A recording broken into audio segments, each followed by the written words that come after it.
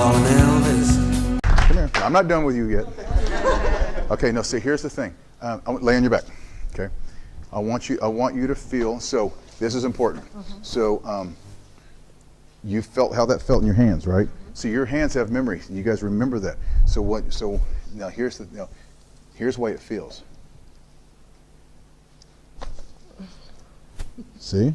Okay, see how that felt to you? Yeah. See how my hands feel? How that all felt? Now, this is what you did. But we want just a little bit more. That. Okay? Very good, Magda. Awesome. Yay. That was great. Okay. Doctor, I need a patient. Get in there, babe. See, I'm going to pick on you girls sitting in the back. We're not going to let you go. Guys are going to get picked on too. Don't think you're not. So.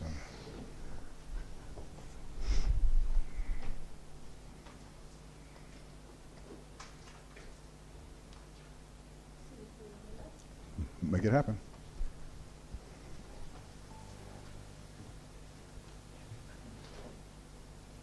Okay, stop. Stop right there. Okay, now.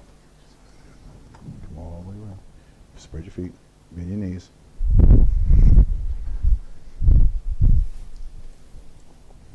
Relax. There's your adjustment. Make that happen. I love that. Wow. The great thing about what you just did, and I love that you did it, when it didn't move that first time, I'll be damned. You went and got it in. And look, and how did that feel to you? A lot easier, isn't it? How did that feel to you? Ah, that makes my day. Yay, come on way up. Okay. Doctor? Patient. I'm just going to start doing it because everybody's afraid to get up here, so. You girls are rocking. This is great.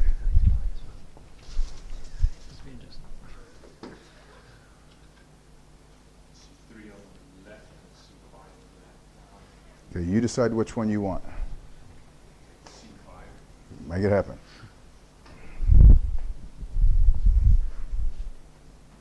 Okay, stop. We're going to start all over again. I'm picking on you, okay? And this is probably, and here's the thing, go ahead and stand all the way up. This is probably what you do in your office too, okay? So let me show you. I'm gonna do an attempt to reenact what you just did, okay? So.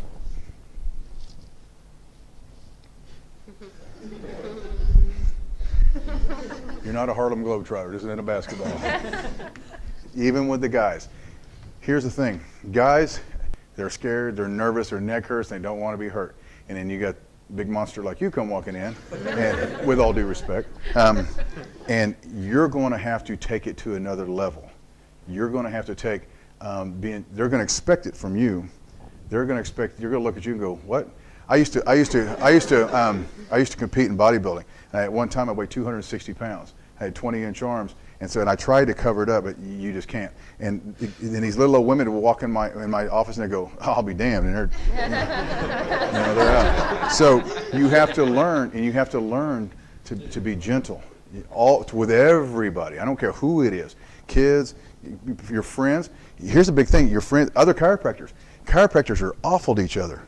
They try to kill each other. I said, what? No. So what I want you to do is very gentle.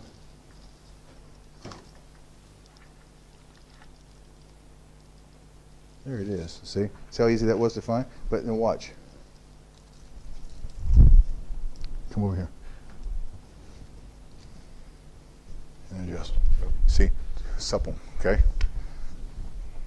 Don't want to make it bad.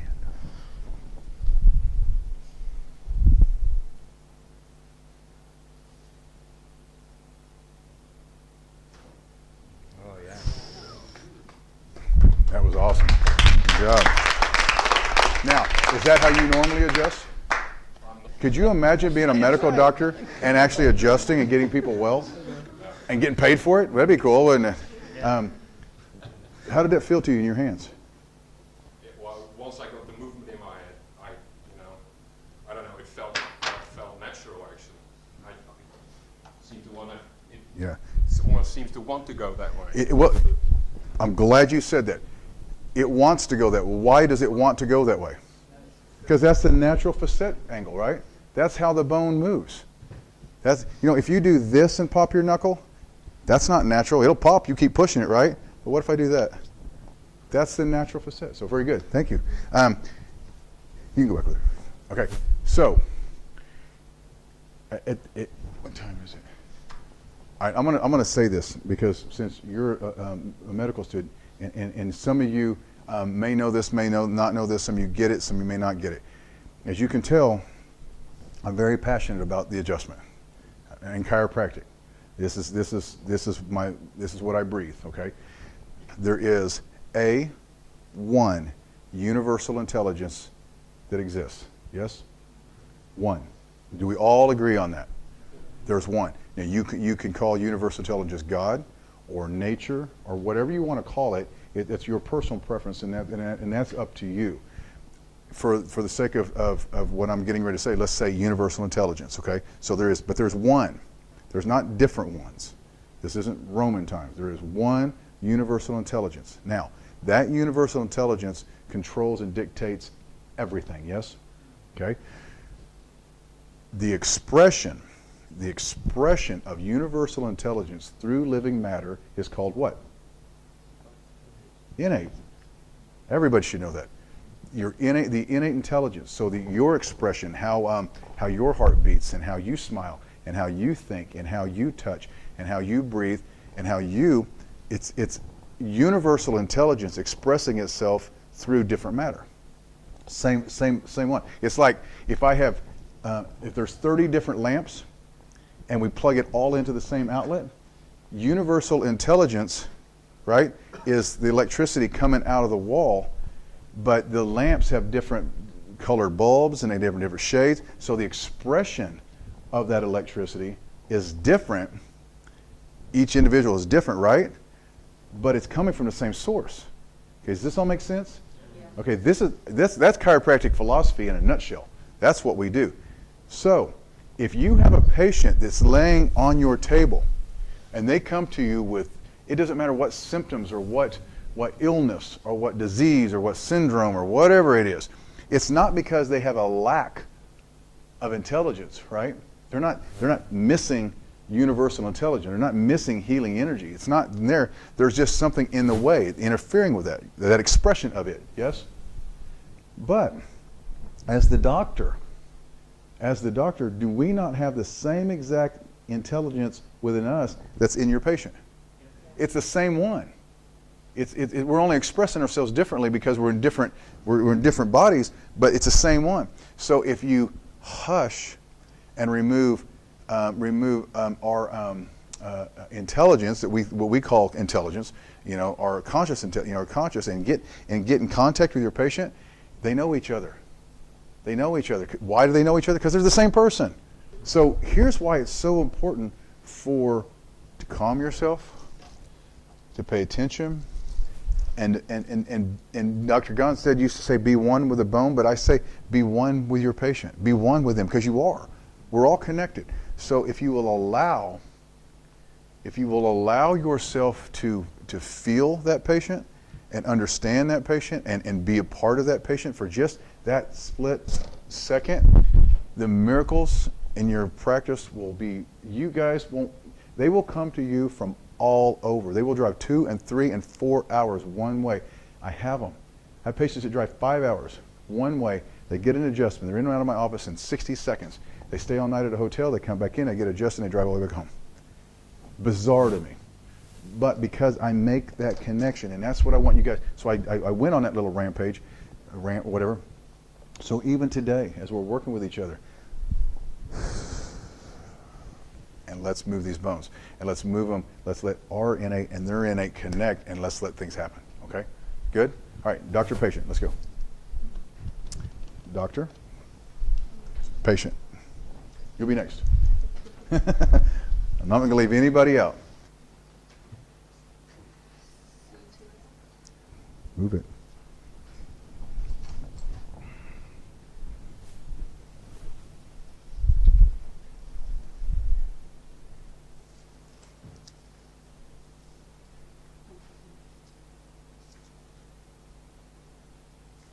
Okay. How long have you been in practice? 7 years. 7 years. Okay. So you're doing what almost everybody does. It's habit. You got your muscle habits. That's why this is going to be so hard for some of you guys, or most of you guys, because this is all a whole new neural pathway, right? So come over here. So here's what I watched you do, and I know you felt it because you were doing it like you always do. You cupped here, and you come here, but you were pulling here. You pulled here and pushed here. You were pushing like this. Okay, so we're going to do it a little different. Okay, so this time, what I want you to do? Let me see. You okay?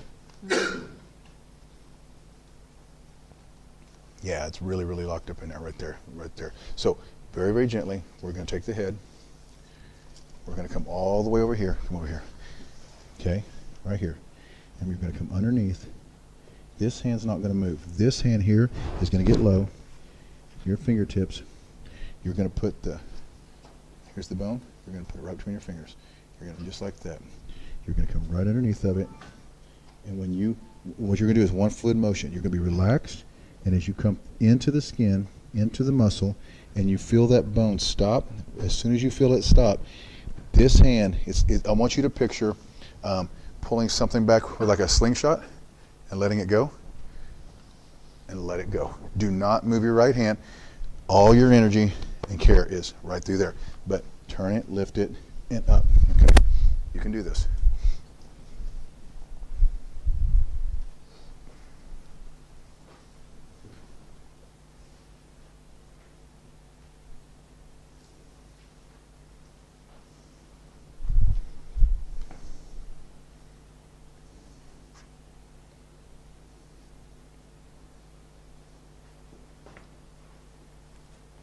It's okay. That was a lot better. So let's do it together this time. Okay? So, good. Take her ear and cup it. She's got earrings, so kind of cup it. Okay, relax. Okay, spread your feet. Okay, I'm going to step around. Relax these fingers. Let me have them. Right there. Step around and relax. There it is. Feel it under your fingers? Yep. See? What you were doing, you still weren't far enough. And then right at the end of it, you were kind of hesitating. You were almost afraid to let that go. So you got to kind of bring it from in here and let it go. Okay. Feel it? Yeah. Very good. Very good. Okay. Up. Good. You'll get this. Doctor? Patient? Questions? You guys? Doctors? None? Man, I'm doing that good a job that I'm answering all questions.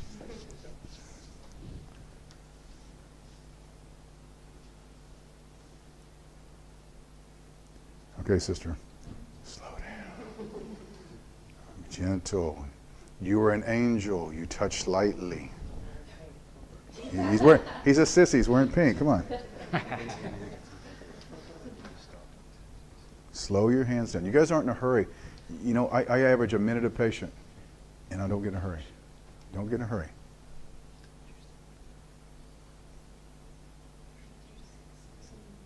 Make it happen.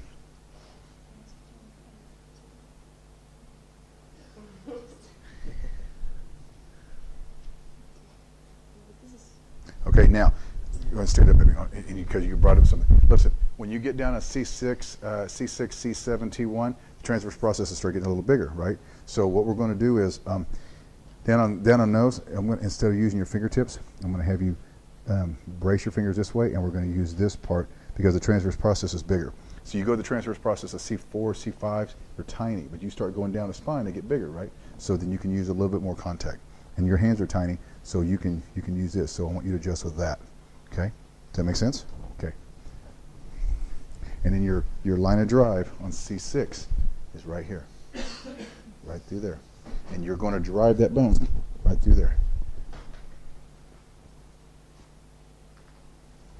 Nothing wrong with that. Look at you, rock star. Okay. Now here's what's cool. Here's really what's cool about that is, and I'm glad that it's a C6. It was a lower one because there's typically the tougher ones. And we'll work on 7-1-2 after lunch, after we take a break. But the good thing about it is you didn't even have to use hardly any force at all, and it moved easily because you went through what? the right facet plane line. Most of the time, if you get just in the right, you have somebody that's really, really, really restricted, but most of the time your patients that come on a regular basis, as long as you're adjusting appropriately, it's real simple. And they just fall into place because you've been adjusting them through that plane line. Okay? Yes?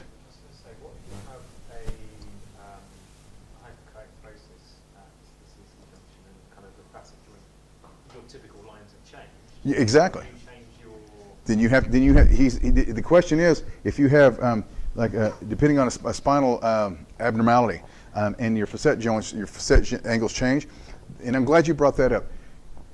I don't know how you guys learned in school, but a lot of times what they'll do is they'll teach you, lift the head, turn the head, and you have the same thing every time. You can't do that because of that. You've got to feel. So when you so that's why X-ray is important. So you kind of know what you're dealing with, but feel it. So if I'm coming in here, come here, sweetheart, lay on your back for me. You're just the guinea pig all day, aren't you? So if I come in here with her, and I turn her head, and I come in here to just C7, and I do that, and you feel her kind of guard and jump, well, then that's not right, because that's going to hurt. She's telling you. But what most chiropractors do, they just go ahead and jam through it anyway, because they're thinking about something else, and they're talking. So, how was your weekend? It's just awful. So, to your point, so what you do is you come in here, and if it starts to hurt, then I'm going to back it off, and I may lift it. I'm going to find it, and then I'm going to set it. So you have to pay attention. You have to pay attention to it. Yeah, thank you. Focus on an adjustment. Focus is the most important thing that you can have with an adjustment. I don't care. It's like when you adjusted, or you really did a good job. Where's she at? I lost. Oh, there you are. Your focus was really, really good. It's just your hands haven't learned that confidence yet. But everything else is there. So you put those two together, nothing's going to stop you. Focus is everything. But you cannot focus if you're thinking about stuff outside the office. You cannot focus if you're talking. You cannot focus if they're talking. I've had patients, have you guys ever had this? Be adjusting a patient and her kid's underneath the table, doing that on your feet? Have it all the time. You just want to, nah, I don't do that. But even with that, if I'm here with a patient and I'm adjusting him, and somebody's sitting there, and they start, like your husband or a wife, and they start asking or talking to you, I'll stop and go, just a second. Then I'll adjust them, and now, did you have something to say? They will respect you so much, and most of the time they go, no, it wasn't that important anyway. So, okay, doctor, who hasn't been a doctor yet? Here. And do you say that the same to the patient if they're talking to you as well? Absolutely. Just stop them and say, go ahead, baby. Just stop them and say, give me just a second. They will respect you so much more if you do that, because that means you're paying attention. Excuse me. What about the head extension? Some colleges they promote not to extend too much. No. Be a problem for the... Again, when you talk about extension, it goes back to the facet plane line. So you find the facet. Don't even concern yourself with all that stuff. You'll find it. Just look at the spine. Look at the facets, find it, and you'll put the head where it belongs before you adjust. Yeah, they're just doing that because they're not teaching you the right way to do it. Okay, stay right where you're at. Okay, where's he supposed to be? Yeah, so come all the way over here. Okay, and now it moves fine. There wasn't anything wrong with the movement, but you're having a tendency to. You're wanting to roll that bone around as you want to rotate it. So. Opposed to, and she's easy to adjust, so it was fine. But you did like this. Is kind of what you did. Opposed to coming over here and then setting it like that. Okay. There's nothing wrong with it. Again, you guys, it's nothing wrong with adjusting that way, but we're trying to get better, right? Okay. But I tell you what, a lot of you kids that have been doing this, how long have you been in practice? 2 years. Yeah. You 2 and 3 years, guys. God bless you. You're young, energy, strong, no broken bones.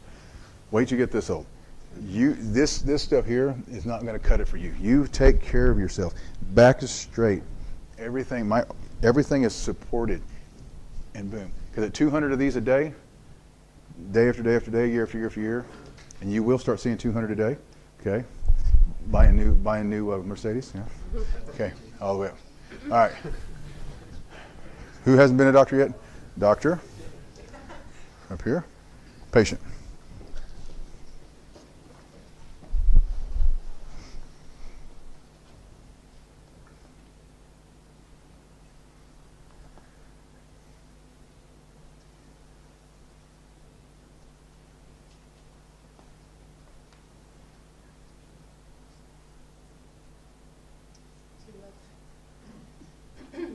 Make it happen.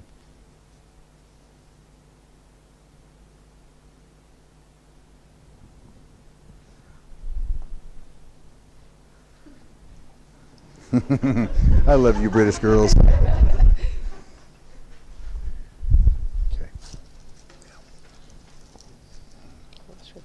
There you go.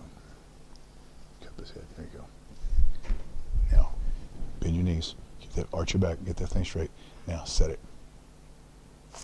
Wow. Wow. Now, here's what I thought was cool about that. Freaked you out, didn't it? Because you went for it, and your hands moved so fast. How'd that feel? Right. It was beautiful. Probably the best one all day. I mean, it's awesome. Man, you're going to get the gold star for the day. All right, doctor, patient. You guys just switch. Yeah. But you guys see how fast her hands moved? And here's the thing. Look how little she is. It all came from right there. And when her hand came completely off, and it moved so easy that it freaked you out. That's perfect. That made my day. Go ahead.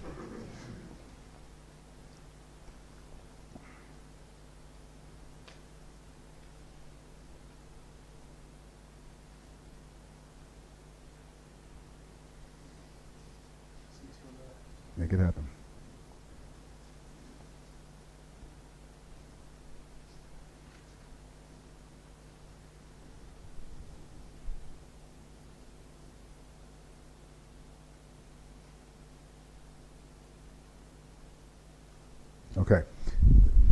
Okay, that's fine. But here's, and I'm glad you, well, not for you, but I'm glad you did that. Come over here. So here's what he did, and I see this a lot. You use a lot of this, and which is, you probably don't adjust that way. No, it's awkward. So, and what you did was, you jammed the facet. So you got right here, and you jammed her neck straight in. So what you guys have to picture, and it's easy to do that. So I'm not being mean to you. You have to get under the facet and lift the bone. So C2 on the left, C2 has a little bit of this motion, right? And the facet line is more like this. And so what you did was you jammed. So you have two facets, and you went straight into them, opposed to up through them. Okay, does that make sense? Yes. So what we're going to do is we're going to come under here, and I'm going to adjust her, but I want you to see this. Come over here. So the difference. So you come across, and you was in here with your whole hand, and it felt like that, didn't it? Huh? So you felt like that. So watch this. Come underneath of it. See there? Come through the facet. Does that make sense? Yeah, makes sense. Okay, all the way up. Who's been in practice over 10 years? You're next, Doc. You ain't hiding in the back. I know you go. I know you old chiropractor hiding back here. I need a real tough cervical patient.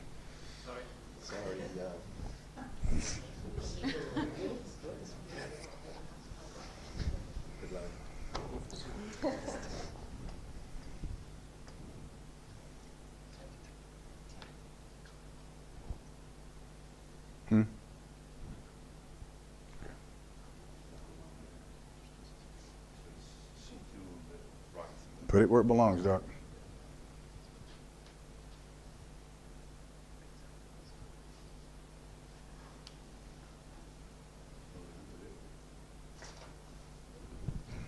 How long have you been in practice? Wow, 30 years. 30 years? It shows. That's awesome. Come on, Liv. Okay, here's what I want. The number one thing I wanted you guys, and that's why I was kind of picking on you a little bit, what I wanted you to see with him. What did all you guys feel when he walked up to that patient? Confidence. That's confidence, because you've done it a long time. And so when you walk up and approach a patient, it's knowing. It's you knew, you found it, you knew, you adjusted it. That's not typically how you adjust though, is it? No, it's not really. No, I could tell that your confidence was there, but the technique wasn't as you do seated cervicals. It's just different, but the confidence is there. But how did that feel to you, though? I mean, as far as You went when you said it. With the setup, it already went. and it already falls in place. Yeah. It already falls in. Now, here's what I'm going to do just because you're already here. That was beautiful. Thank you. Now, that was awesome. Laying back on your back. Now, we had talked earlier. He has a second cervical, but he's having a lot of radiculopathy and stuff down the right arm. So I'm gonna check C5 also. And probably with you, it may even be down around the brachial plexus. So we may have a C7T1 issue also. So we're going to check that. Or we could even have a first rib, since he's having, is that sore? Yeah. Okay. You guys, has anyone here ever adjusted the first rib? Yeah. Yeah. They're hard to do, aren't they? So let's check this while we're here. Just since he's already here, I'm going to do it. Go ahead and do this. So as soon as I turn it. As soon as I turn it, you're starting to feel it, aren't you? Yeah. Okay, so he has a first rib subluxation. So this is what's fascinating about this. First ribs are hard. They're underneath the collarbone, okay? And you know how small they are. And what happens is when they subluxate, what's underneath the first rib? Brachial plexus, right? And so we've got to get that bone off that brachial plexus. Now, he may have some other issues also without an x-ray of not 100%, but what I'm going to do, I'm going to adjust the first rib, and I'm going to move it and see if we can't get some pressure off it. Today, before we leave again, I'm going to check it. So remind me to check that, your cervicals again after this afternoon, after we break. So here's what we're going to do. You've got to, and this is any bone, any adjustment you make, you've got to get to the bone you're going to adjust. So it's right down in here. So here is the collarbone, right here, right? Okay. C1 rib is right underneath, and it's going to C1 articulates with T1, right? So what I'm going to do is I'm going to use my fingers to come off of T1. We're going to support the bone there, and I'm going to use my thumb on the head of the first cervical articulation with the scapula, and T1 is back here, and I'm going to move the bone this way. I'm moving it this way. Because it's come this way, that's why it's putting pressure on the brachial plexus. You have to be quick and specific, and you can't jam. If you jam it, you're going to injure the brachial plexus.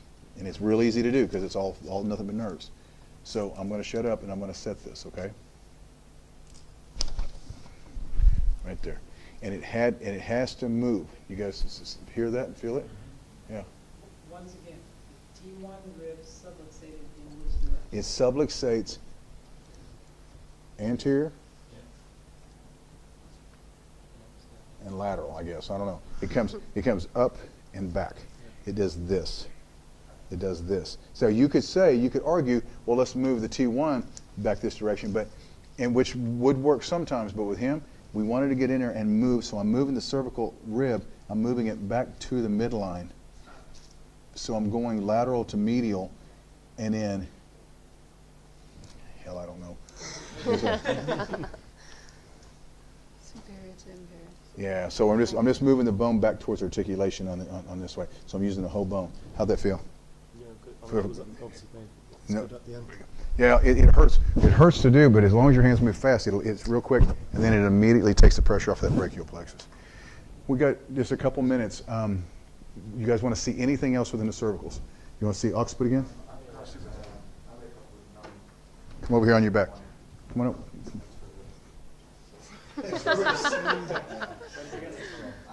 Okay, lay on your back. Did everybody get a chance to adjust? No. Okay. More. So everybody will get a chance. Okay. Don't think just because I didn't get to you yet. So what do you have? I'm sorry. What is your issues? The hands are always numb when I wake up. Both sides. Okay.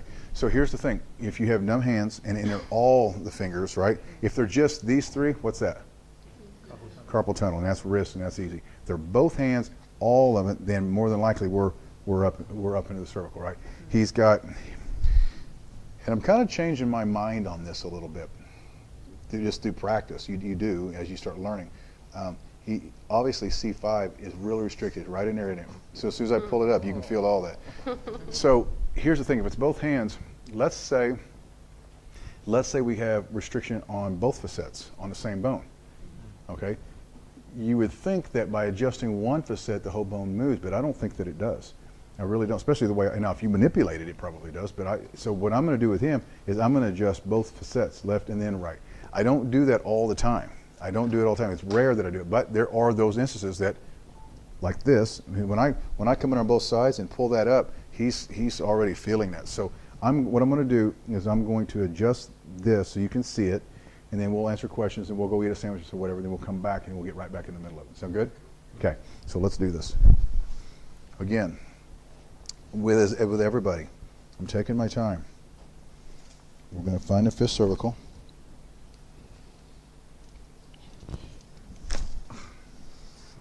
Now, when you here, I know, just stay right there.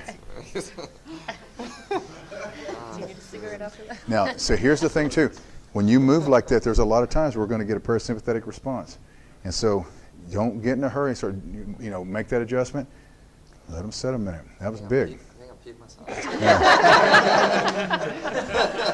myself. There's actually a code for that. You can charge more. Your analysis removal.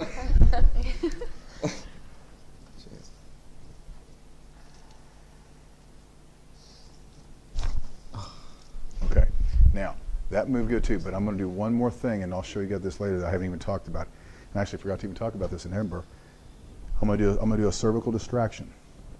Okay, and we're going to open up. What I'm going to do is I want to open up that lower cervical, take the pressure off all those discs, because he's got a lot of compression in there. It's been there for a while. I can tell by the way it felt. I can't give you guys a list of certain things to follow to do this. You just have to know that it's time to do this, okay? And this is one of them. I'm going to come underneath the cervicals. I'm using my fingers like this.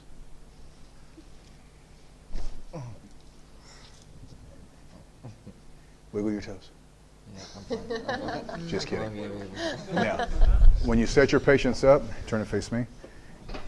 I always hang on to them. Always hang on. Okay? You got them. Good? Good afternoon, everybody. Welcome to the afternoon session of, where are we? Windsor, UK. Hope you enjoyed your lunch and are ready to pay attention to. One day I sat down and I tried to write a list of all the techniques that I could think of, all the chiropractic techniques that I could think of. So I started out, what are the osseous techniques that we know of? Well, there's Gonstead, upper cervical, diversified, Thompson, motion velocity. Then there's some techniques involved with spinal traction. Does anybody know what McManus is? I have it was the forerunner of the Cox table from the 1920s. I have one of the original tables. It's flexion distraction. SOT is a spinal traction technique. Dural release. Does anybody know who Robert Boyd D.O. from Dublin is? Does anybody know that guy? Yeah. Did you take that? Yeah, okay. He traveled around in the U.S. He doesn't do it. He's retired now. Crane condyle, and we have how many practitioners of that? One, okay. Very powerful technique. Upledger. John Upledger was an osteopath, and he traveled for years, and he had a whole series of 4 levels of seminars. He taught a lot of chiropractors. The Upledger cranial sacral. What these techniques had in common was they were focused on dural release. I mean, Robert Boyd definitely talks about that. If we have time, I'll demonstrate that. I've been doing that for many years. Robert Boyd's technique, it's kind of specific and stylized, but it has the idea of releasing adhesions from the dura. Now, is that what Virgil said was the fundamental purpose of? No, it was occipital release, right? Okay. Tonal techniques that are more focused on the restoration of the overall symmetry and balance of tone within the body, like network, Jay Holder's technique, Scott Walker, TBM, toughness. There are techniques that are focused on the restoration of the energy balancing within the body, like AK, activator, DNFT. We used to call that do nothing for 10 minutes, but what do I know? But actually, like I say, in Santa Barbara, I I know some people who are really good at that. So, what do I know? I don't know what the hell. And then there are techniques that are primarily focusing on neutralizing posture, like biophysics. And then a friend of mine from Southern California, he has like a guerrilla version of that, Mark Simmerant's posture correction. So within chiropractic, all of us are we're kind of drawn to a certain type of technique. Maybe we've known somebody who's been successful doing that technique, or a technique just makes sense to us and we figure like we can do it. But why I respect everybody in this room is that you haven't gone the way of what I see as the majority of our profession, the course of least resistance. And it's difficult to do osseous techniques. It's difficult to learn how to move the bones and to tune into the patient and really do it smoothly and without trauma to the patient. That's truly an art and a skill. But what I see happening these days with more intellectualized techniques that don't require such a technical skill as osseous adjusting. People will take a couple weekend seminars at something that doesn't require this type of mastery in order to be proficient at it, and then that will be their technique.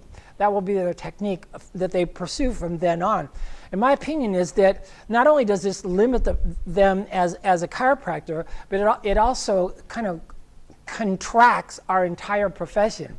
What I have studied and learned is that our profession has survived.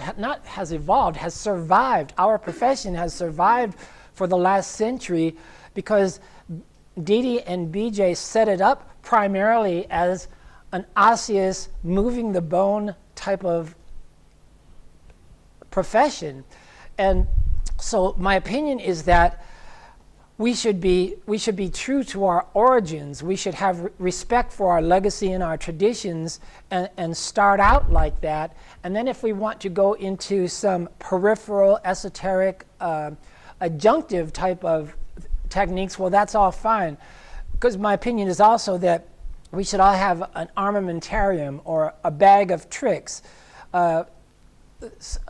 Certain techniques work best on certain patients, and it's good to have a variety of techniques. Now, we don't expect people to adjust like Tim and like me, or everybody's going to end up adjusting like you. That's what you're doing. You are mastering your chiropractic. You are marketing your chiropractic. That's what you're becoming good at. And so, but you can definitely get ideas that you're going to add to the way that you practice from as many sources as possible, and that's what we're doing here. There are many techniques, I will admit that, I don't believe in them. I'm embarrassed by them. I think they're frickin' voodoo. And I regard them as, I'm not drawn to them, and I've never studied them, and I don't know anything about them, so I'm prejudiced against them. Okay, that's one thing. I mean, we all have our biases like that. But on the other hand, sometimes something weird happens. I will be someplace in the world, and somebody will come up to me and say, we'll be talking, and it'll come up, I'm a chiropractor. Oh, you're a chiropractor. Oh my God. I was this. Chiropractic saved my life. I was like this happened, and then I met this chiropractor and saved my life, and I got my life back. And I'm standing there like, yeah, that's great. Chiropractic is wonderful, isn't it?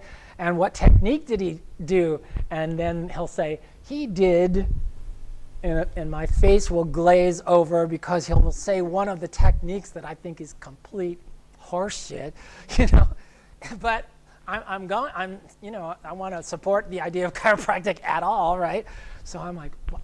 And then so that, that would happen like a few times, and then I'm going, what's the cognitive dissonance here? What am I missing? And it's like, oh, then I get it. And then this idea occurred to me. One of the most important components of the adjustment and I'm glad to have a room where it's all doctors here, because usually we speak to half students and half doctors, but you guys are very proficient in your profession of adjusting.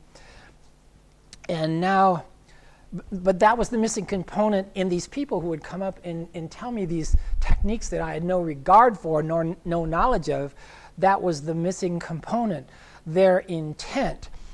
And you cannot underestimate the power of this component. And it goes back to ancient times when they talk about the laying on of hands, to people. And that really works, We can never underestimate that. There's a lot of different ways to interpret that and to use that idea and to realize that it's part of it's an inherent part of our profession.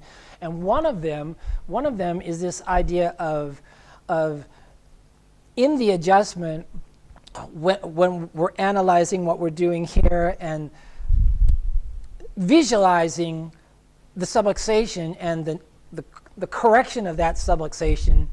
In that last second before the adjustment, our intent is to reduce the subluxation and to reduce the fixation of that vertebral segment. In the elusive pursuit of mastery of any art, this is one of the components. Someone who's always striving to do the best. Intent. In our daily quest to determine the primary on each patient, after a long time, it becomes, it takes less than 5 seconds to hone in on it because we know what we're doing.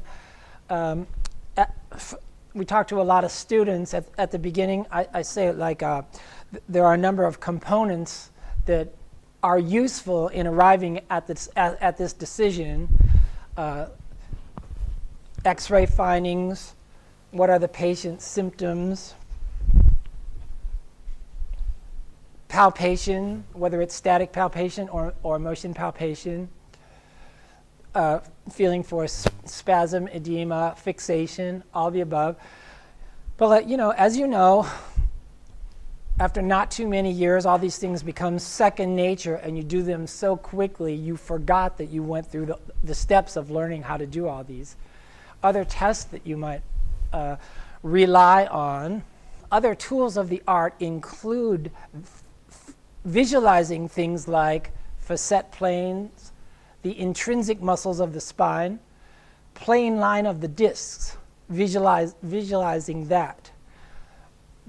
Scoliosis, joint play, wedging. I definitely want to know, what does the A to P full spine look like? I don't want to antagonize adjusting it. Posture, looking for the high side, neutralizing the posture. That's what articulations, posture, end feel, intention, muscle guarding. All these are things that we instinctively are aware of as we analyze the patient, and collectively they contribute to our decision about what is the primary today to adjust. So manipulation. What is the difference between manipulation and adjustment? Well, we all know the answer to that question. Manipulation is general. Adjustment is specific. Allopaths, osteopaths, and PTs do manipulation. They are taught at weekend seminars how to do it. I just showed you the Westerner, the clip from the Westerner. But it's like the irony of this situation is that as an art, the art of the adjustment, the art of the specific adjustment must start as manipulation. At the very beginning, you're very clumsy. You're very nervous and you're very clumsy. You make your patients nervous. And so it's difficult to learn until you get a flow and a sequence and a smoothness to it.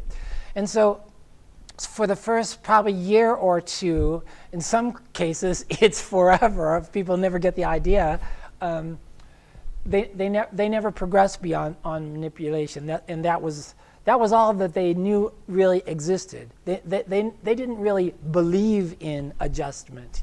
They just believed that cracking the neck knuckles was the pinnacle of achievement in our profession. They figured that's as far as it was to get.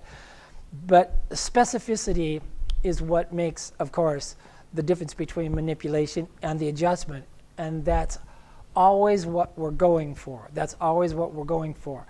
We don't always achieve it 100% of the time, every adjustment, but we know when we get it right.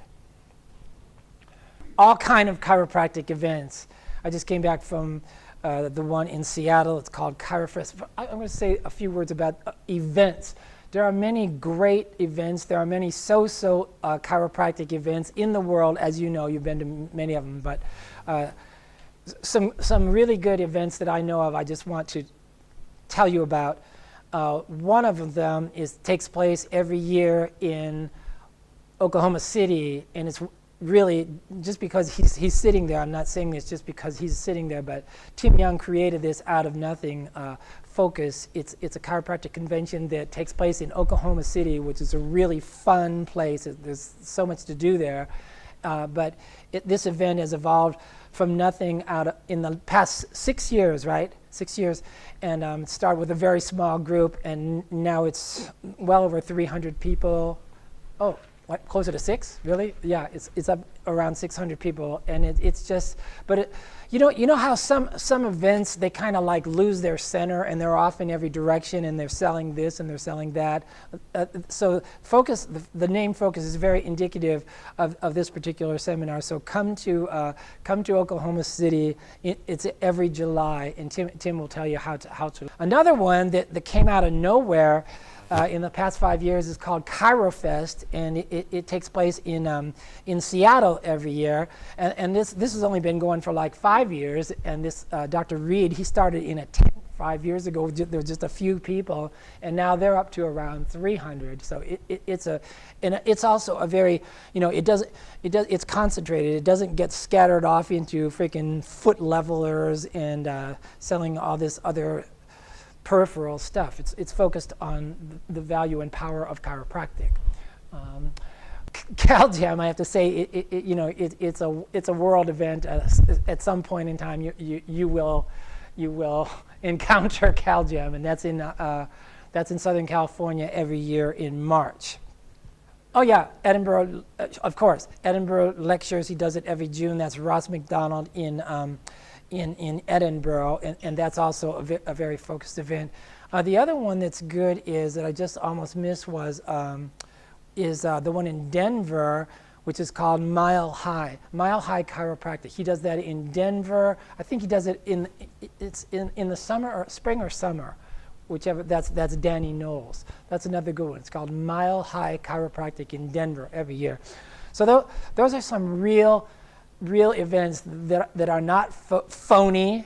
They're not so mercantile that the only thing they're thinking of is scamming you. No, that you can really get something out of, and they're really valuable. I'm sure there's several others that I can't think of right now.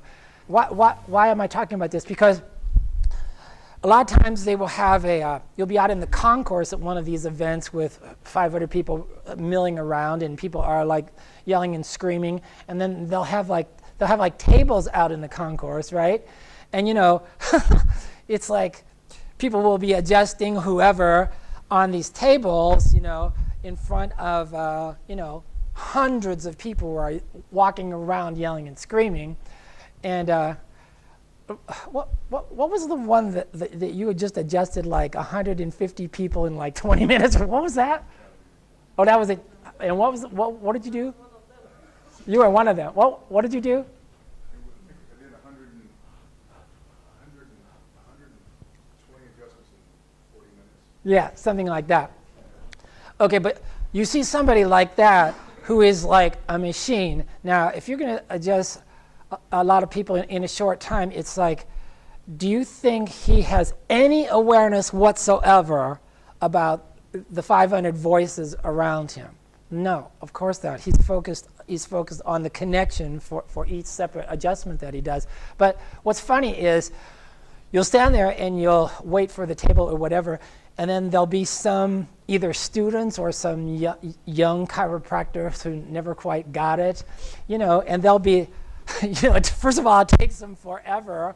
They'll be, massaging and rubbing and dubbing and everything else, and adjust every segment in the entire spine. But they'll be doing something. They'll just be, and they'll say, "Okay, take a deep breath. Hey Jack, how you doing? Are you going to be at Arby's when we get there tonight? Okay, blow it out." So there's not a lot of focus there. There's not a lot of intent there. You know what I'm saying? So it's this spiritual connection. It's like an honor and a privilege to do what we do, and people like that, they don't quite believe that. They never really heard it, and they don't really get it. So it's really instructive to watch the whole range of awareness of chiropractic in a situation like that.